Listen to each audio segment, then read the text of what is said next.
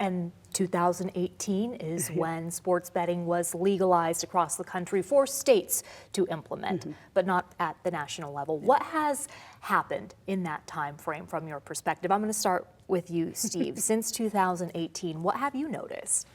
I've noticed that the major players have looked to increase their house advantage. And so the rise of the same game parlay, which is, in Nevada, we bet on the sides and totals. We bet on the game. We put $100 on it. We got 3 hours of entertainment. And even if we were a drunk baby just randomly picking some side, winning 50-50, it cost us $4.54. The point is that no one was ever going to lose a lot of money, even betting $100 a game. But now, with these same game parlays, the house edge goes up to 10%, 20%, 30%, the more teams you play. And there's no disclosure whatsoever. And I would love to see almost like a cigarette package, when you're playing a game, I like it like in the Keno room and on slot machines to say, you're playing a game that has over a 10% theoretical hold for the house to protect the consumer. Now, I know most people could research it and learn that themselves, but why not have that in front of them to remind them, hey, this is a huge house edge game. And if you're churning and you keep betting all these, we talk about these young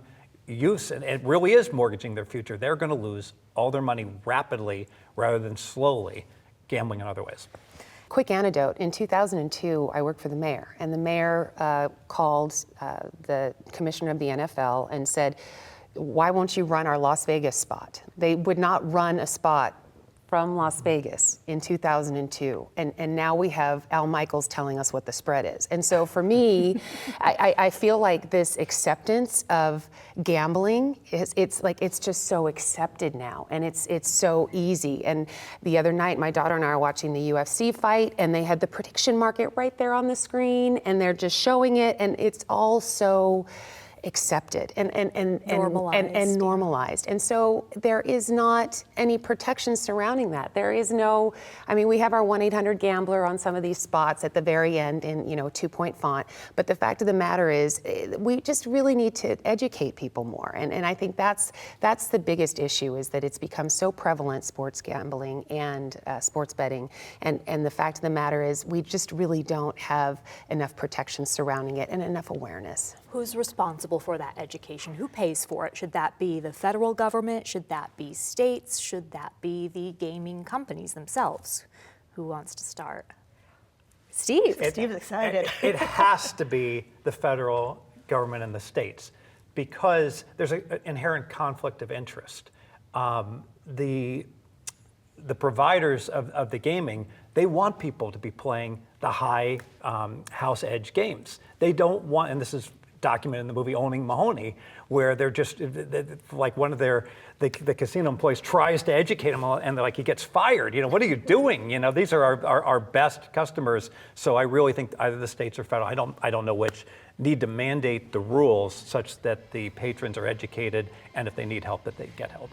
We are state funded partially, but we also, I fundraise with industry, and we have some great industry partners, because there are certain people in the industry that really do care, that want to try to make sure that they don't want to take the mortgage of a player. So there are certain properties here in Nevada that really go above and beyond when it comes to that. But the state does fund it, and so I think it's important for us to really get a little bit more support there, because we can only go as far as we can go. So we're the biggest center in the state, but we hit our dollars every year, but we're not exceeding it because we can't get enough people in, because we're a fee-for-service type of product. So that's how the state funds us. So for me, we have to get more clients in. We have to get more people to get help. We're helping less than 1% of our state. And 20 years ago, they did a prevalence study, and they said that 6% of our state had a problem. And that was before the phones. That was before everything. So imagine, we're helping less than 1%. So we really need, that kind of ad campaign. This is your brain on drugs kind of ad campaign out there that really tells people, hey, gambling's a real issue, and there is help. And guess what? It's free.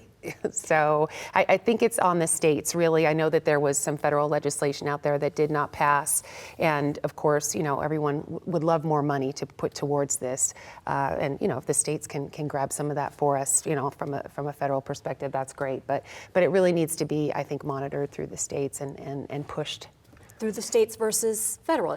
Stephanie, let me ask you. So I see all the time, if you have a problem gambling, what should you do? But it's never defined. And I was just querying on some websites, how much is too much to spend on a hobby? Because obviously you can be addicted to handbags or golf and things that you're spending. And what popped up is you should have like a 10% hobby fund, like hobby and entertainment.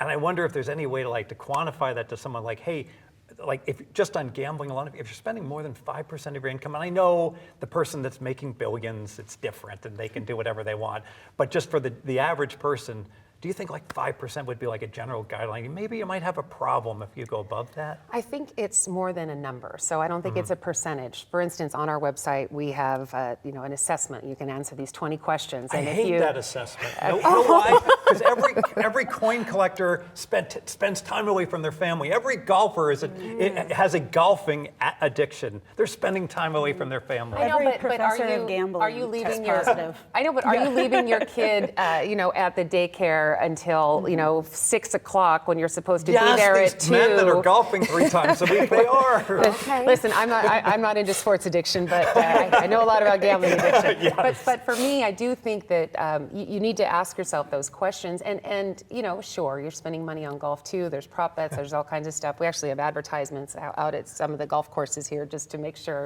Is that right? At the tee wash, all that stuff. But I really feel like. For us, you need to look at your lifestyle and what kind of choices are you making, and then it even goes further. Are you chasing your bets? Are you trying to make up for the losses? Are you, when you're with your family? I would venture to say that unless you have a severe problem, when you're with your family as an avid golfer, you're probably enjoying your family, right? So you're not hiding how much you spent on your big Bertha drive. Right. Well, some people might. It's true, but I'm just saying, it's that sort of stuff. You're with your family. You're thinking about your losses. You're thinking about the lies you've told. You're thinking about the damage that you can cause, and so it's just it's just so pervasive. Or the next game that you can make money on. Yes. And recoup your losses. So you think federal intervention is necessary. You would like more money from the states to... No, state's fine. I'm really not qualified. Okay. But not, I guess your point is you do not think that gaming companies should be responsible for this. I think it's a terrible conflict of interest, because if you take your best customers and educate them, they probably will gamble less, and now you're doing disservice to your shareholders. To your own bottom line. Okay, let's talk about AI in betting. Sure. Oh, I was going to answer the other question. Well, go ahead then. Wonderful. Which question? So I think you've asked 2 questions, the who's responsible question and who pays. And so when we think about who's responsible, I think that everybody is. Every stakeholder who's in this place has some responsibility to think about what this means. So for example, personal responsibility. If I'm going to participate in any activity, in some ways the onus is on me to know what it is I'm about to do. If I am a state government or a federal government, and I'm going to legalize an industry, the onus is then on the government to think about what it means to have that sort of industry present, licensed, doing business in their jurisdiction, and thus what it is they want to do in terms of tax monies, and then, here we are with the who pays, to then allocate that toward different resources, whether that's treatment providers, like the treatment providers at the International Problem Gambling Center, whether that's the prevention experts. So maybe there's marketing campaigns, so everything from PSAs to broader campaigns that might take place that help educate the population. And then I think that gambling companies have an element of responsibility too. I think that Steve's point is quite valid. I also think that it's really important that there is an element of understanding and responsibility taken. This is the business that, for such a long time, right? We're Sin City. It's because we think about these sorts of things as sin businesses. And so the negative externality, to throw down with some economics terms to make myself sound clever, right? The negative externalities that might come out of an activity like gambling, that's something that both the businesses and the governments have to think about, and there's a balance to be struck. The government wants a successful business. It also wants to make sure it's protecting its population. And if I just may add quickly to that, for us, it's about $5,000 per individual when they come into our center. That's about how much it costs total to rehabilitate them to a point where we have a 44% success rate in 1 year. After that first year, if you come back twice, you have 92% success rate. Very, very positive, good stuff. And that money is also coming from the industry because they are our tax base. So we get our money from the general fund too. So Right. just to address that as well. Do you think that if you had more money for marketing, there would be more people aware of your services and you would have more people that you would be serving? I'm an advertising person. I mean, I actually came from gaming advertising. So yes, I think that the advertising is huge. Letting people know that it's okay, you're not weak. The stigma that surrounds gambling addiction is also significant, and people are very ashamed. Right.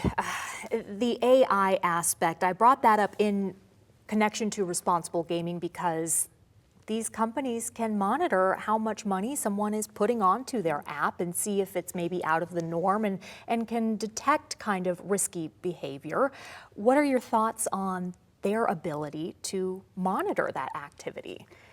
I think there's a great onus on the operator to use AI for good. AI is a tool. It's not automatically identifying somebody who might be able to empty their wallet in the way that we'll go with owning Mahoney here again, might be able to do. And it's not automatically going to identify what might be risky behavior. So the tool has to be used in a purposeful and useful way, which can do both things. It can offer personalized marketing opportunities for somebody who's seeking value, like a professional gambler.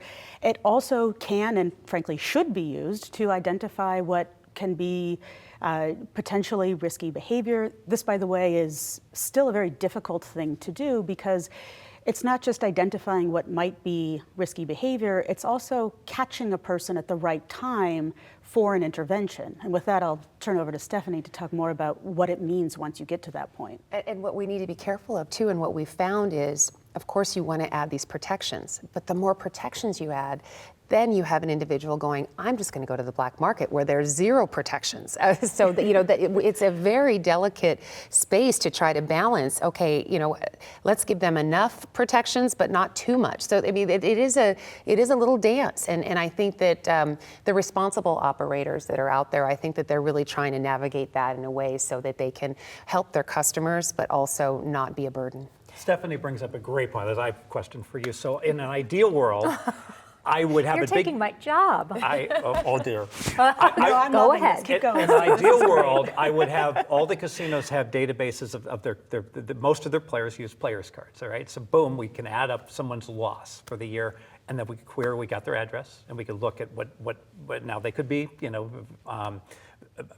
living way beyond or below or above their means, but you can look at it and have a feel for what neighborhood they're living in and say, boy, these are our red flags. These are the people we probably do have a problem. Is that something that you have looked to do? And it's too much Big Brother that you're looking over someone's shoulder? Or would that be more? Well, I think one of the limitations of what you just described is that not every operator has a physical presence like we have properties on the Strip or downtown, Boulder Strip, et cetera. A lot of the operators that we're discussing when it comes to these various products and subjects are digital.